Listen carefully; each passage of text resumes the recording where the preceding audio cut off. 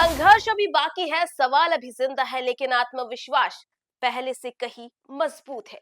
क्योंकि बिहार रुकता नहीं, बिहार चलता है। हर साल नया होता है, लेकिन कुछ साल सवाल लेकर आते हैं। 2025 भी वैसा ही साल था बिहार के लिए। नमस्कार, मैं प्रार्थना और आपके लिए लेकर आई हूँ एक विशेष कार्यक्रम सफरनामा 2025, जिसमें हम बात करेंगे साल 2025 की बड़ी राजनीतिक घटनाओं की, जिसने बिहार ही नहीं पूरे देश की सियासी गलियारों में चर्चा का विषय बनी रही। सबसे पहले हम बात करेंगे बिहार विधानसभा चुनाव 2025 की।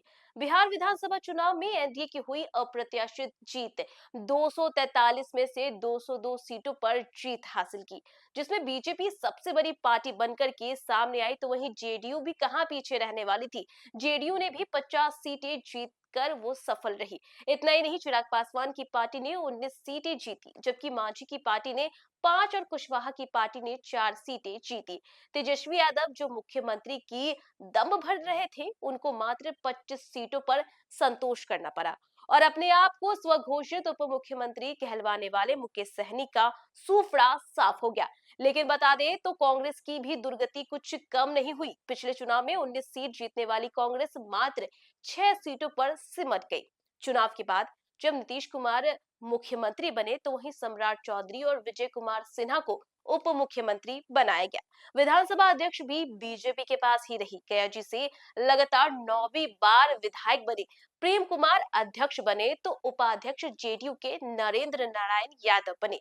नेता प्रतिपक्ष एक बार फिर से तेजस्वी यादव बने। और सबसे बड़ी बात ये हुई कि पोर्टफोलियो बंटवारे में जब पहली बार बीजेपी ने नीतीश कुमार से गृह मंत्रालय ले लिया और सम्राट चौधरी को गृह मंत्री बनाया। इसी के साथ चलते हैं अब अगली घटना पर। आरजेडी के चुनाव में भारी हार ने उसके पारिवारिक कलह को भी बाहर ला दिया। लालू यादव को किडनी देने वाली उनकी बेटी रोहिणी आचार्य ने अपने ही परिवार, खासकर तेजस्वी पर गंभीर आरोप लगाए। और रोहिणी ने कहा कि चुनाव में शर्मनाक हार के लिए सिर्फ एक आदमी जिम्मेदार है, और वो है तेजस्वी के बेहद करीबी राज्यसभा सांसद संजय यादव। फिर क्या था, संजय यादव की जगह रोहिणी आचार्य को ही घर से बेइज्जत करके घर से निकाल दिया गया। इतना ही नहीं, अब इसके आगे की घटना है कि इनकार के बावजूद अनुष्का यादव के साथ तेज प्रताप यादव के 12 साल से रिलेशनशिप में रहने का कथित इकरार तूड़ पकड़ गया। विभिन्न मुद्राओं में दोनों की कई तस्वीरें सोशल मीडिया पे तेजी से वायरल होने लगी। तेज प्रताप यादव ने तो अपने 12 साल पुराने प्यार वाले पोस्ट को झुटलाने की कोशिश भी की, किंतु वो नाकामयाब रहे। वहीं परिवार के मुखिया लालू प्रसाद ने भी बिना देर किए निजी जिंदगी में नैतिक मूल्यों की अवहेलना तथा सामाजिक न्याय के सामूहिक संघर्ष के कमजोर होने का वास्ता देते हुए तेज प्रताप को पार्टी और परिवार से निष्कासित कर दिया। हालांकि लालू यादव की बहू इसे ड्रामा करार देती है। उनका कहना है कि ये सब कुछ बस एक ड्रामा है। इतने नहीं, इससे आगे की बात करें तो वो दिन 14 दिसंबर 2025 था, जब भारतीय जनता पार्टी ने नितिन नवीन को अपने राष्ट्रीय कार्यकारी अध्यक्ष के रूप में नियुक्त किया। वे बिहार के पूर्व पथ निर्माण मंत्री और पटना के बांकीपुर से 5वीं बार विधायक हैं, जो पार्टी में युवा नेतृत्व के रूप में पहचाने जाते हैं। और ये जिम्मेदारी अब तक जेपी नड्डा के पास थी। इतना ही नहीं, आपको बता दें कि इनके चयन ने देश में एक नई बहस छेड़ दी। लोग ये कहने लगे कि ऐसा क्यों हो सकता है, सबसे बड़ी पार्टी के सबसे बड़े पद पर एक ऐसा व्यक्ति का चयन हो जाए जो प्रदेश के संगठन में भी कभी बड़े पद पर नहीं रहा हो। नितिन नवीन कार्यकारी अध्यक्ष बनने के बाद पहली बार पटना पहुंचे, जहां भाजपा कार्यकर्ताओं ने एयरपोर्ट से लेकर के रोड शो तक उनका भव्य स्वागत किया। पटना में उनकी रैली और रोड शो ने राजनीतिक माहौल में एक अलग तरह का उत्साह संचार किया। पटना में नितिन नवीन ने पार्टी सांसदों, विधायकों और कार्यकर्ताओं से बैठक कर आगे का एजेंडा साझा किया। उन्होंने विपक्षी नेताओं पर जोरदार हमला बोला। राहुल गांधी, तेजस्वी यादव को पार्ट टाइम कहकर के उन्होंने उन पर बड़ा हमला किया। पार्टी में संगठन को नई ऊर्जा देने वाला नेता बताया गया नितिन नवीन को। और सबकी दिलें तो अगली घटना में थम जाती है जब चुनाव में महाजीत के बाद नीतीश सरकार ने अपने चुनावी वादों को अमली जामा पहनाना शुरू कर दिया, जिसके तहत 1 करोड़ नौकरी और रोजगार को मूर्त रूप देने के लिए सरकार ने अपने काम की शुरुआत की। जी हाँ, जिसके लिए 3 नए विभाग बनाए गए। पहला कौशल युवा विभाग, दूसरा उच्च शिक्षा विभाग और तीसरा नागरिक उड्डयन विभाग। ये तीनों विभाग बिहार के युवाओं के लिए नौकरी और रोजगार के लिए अवसर सृजित करेंगे। और सबकी निगाहें जिस एक घटना पे टिक गई वो घटना है बिहार विधानसभा में। इस बार सभी की निगाहें मोकामा विधानसभा पर टिकी थी। कारण था दो बाहुबलियों का चुनावी अखाड़े में दो दो हाथ करना। एक तरफ जेडीयू से आनंद सिंह तो दूसरी तरफ आरजेडी से बाहुबली सूरजभान सिंह की पत्नी बीना देवी थी। इस चुनावी घमासान के बीच दुलारचंद यादव की हत्या हो जाती है। दिन दहाड़े हुई इस वारदात ने पूरे इलाके में दहशत फैला दी और इल्जाम लगता है आनंद सिंह पर, जिसके बाद राजनीतिक और पुलिसिया दबिश के कारण अनंत सिंह को रात के अंधेरे में पुलिस के सामने सरेंडर करके जेल चले जाते हैं। अनंत सिंह मोकामा चुनाव की कमान केंद्रीय मंत्री ललन सिंह संभालते हैं और अंत में अनंत सिंह के चुनाव में भारी मतों से जीत होती है। और इसी के बाद जो सबको चौंका देती है, अब उस घटना के पास चलेंगे।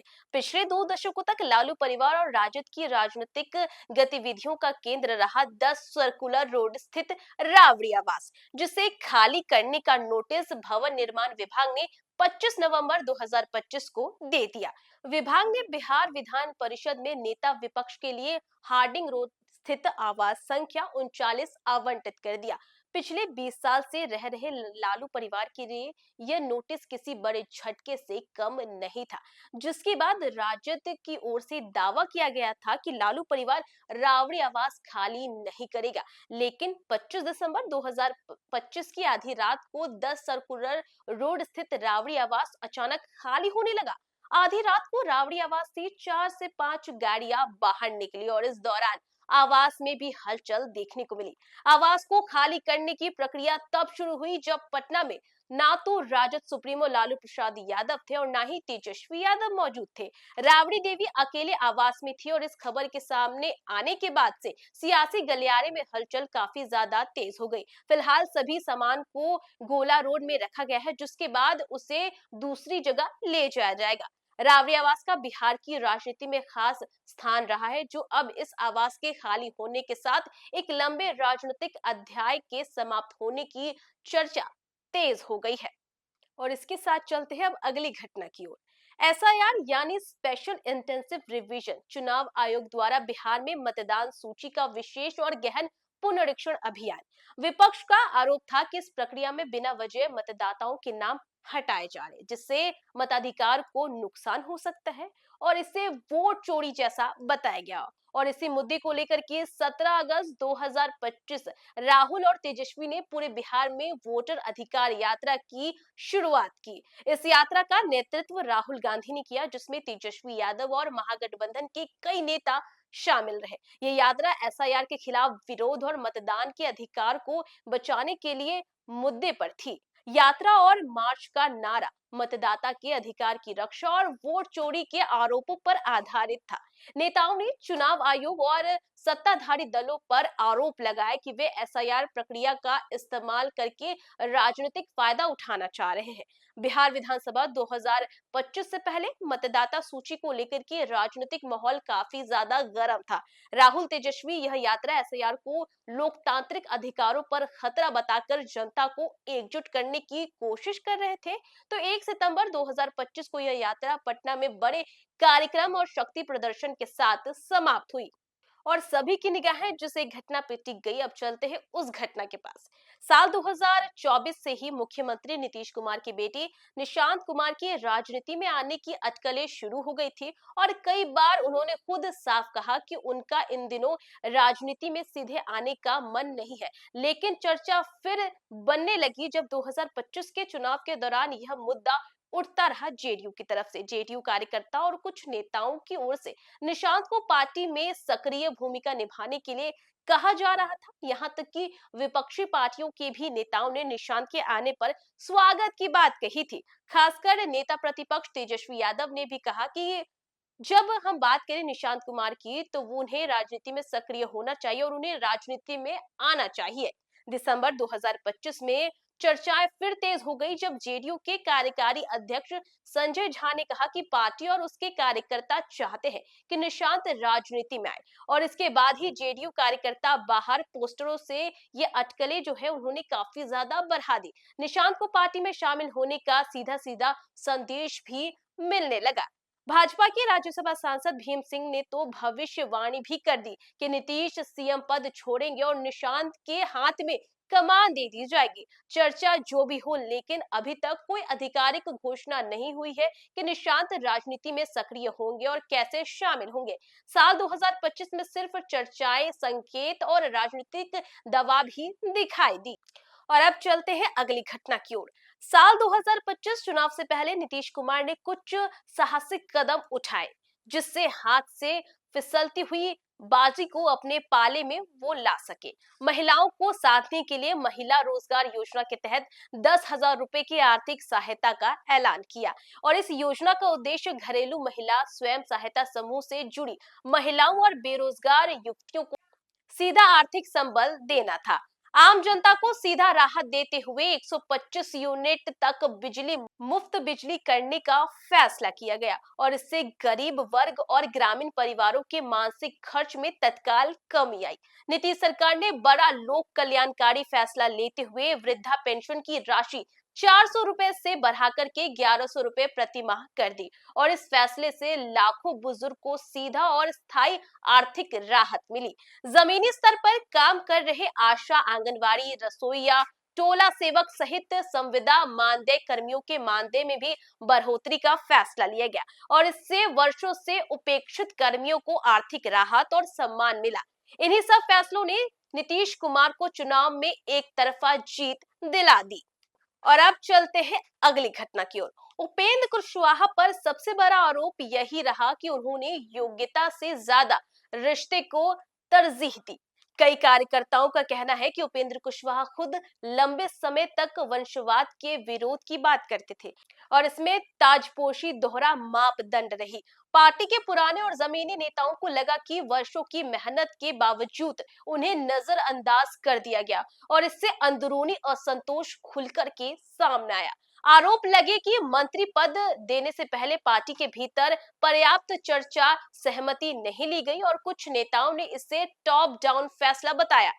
4 विधायक वाली पार्टी के भीतर गुटबाजी की चर्चा तेज हो गई और ये चर्चा और जोर तब पकड़ ली जब 25 दिसंबर की मटन पार्टी में 3 विधायक नहीं पहुंचे और एक जो उपस्थित थी वो कुशवाहा की पत्नी थी।